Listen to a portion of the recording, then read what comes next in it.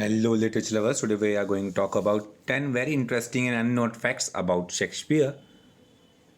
The first, Shakespeare's brother Edmund, who was 16 years old, was also there, his junior, and became an actor in London. And so, Shakespeare's brother Edmund Shakespeare was also working there, and he died quite early at 27, and he was also there. And so, this was one fact. Let's go to second. Shakespeare really made a lot of money. You can see the amount was about 50,000 pounds at that time of today.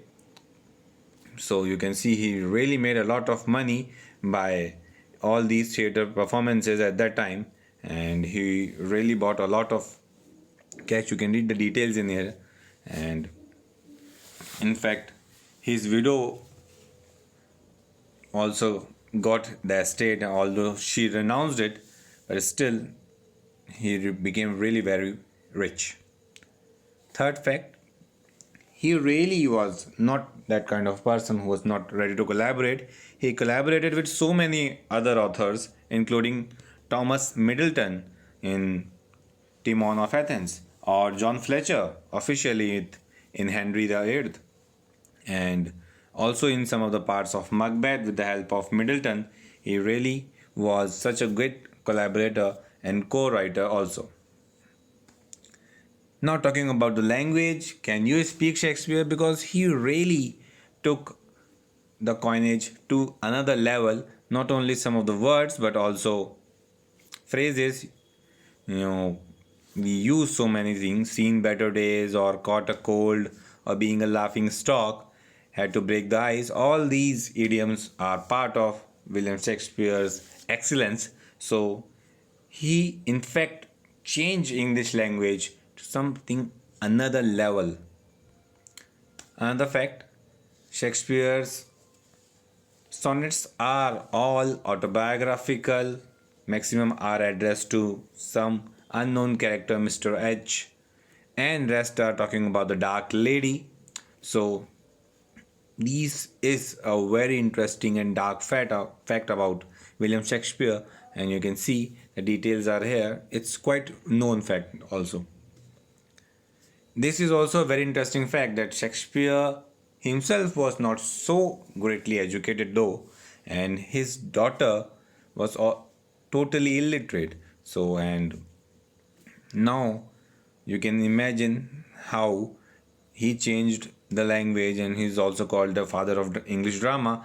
But although at that time women were not really talked about as important.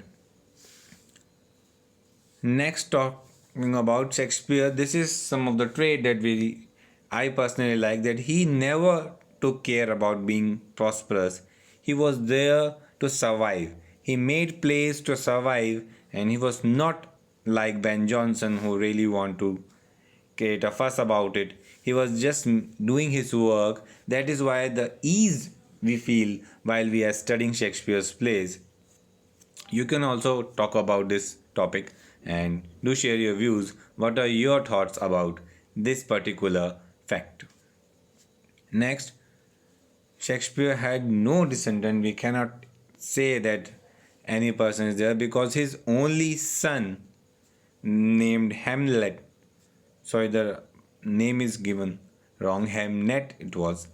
He died at the very early age of 11. So, although we have his daughter, but she had no children. All his daughter died quite young, so we cannot say.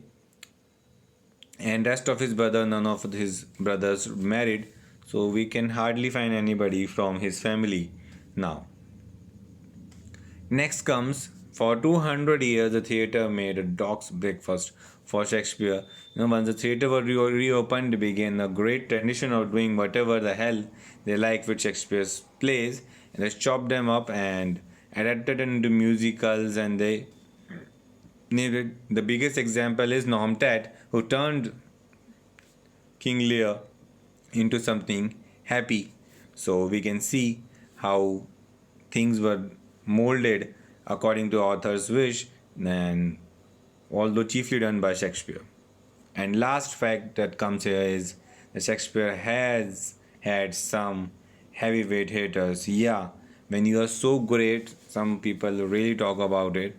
Talking about Voltaire, he talked about his works, and some other critics, and they were really talking about Shakespeare being so restless and immature, and he was a copier to all these kinds of hatred he really got. But I think at that time Twitter was not there, otherwise it would really be something unimaginable. That's all for today. I hope you must have got an overall perspective related to it. Thanks for being part of it. Thank you.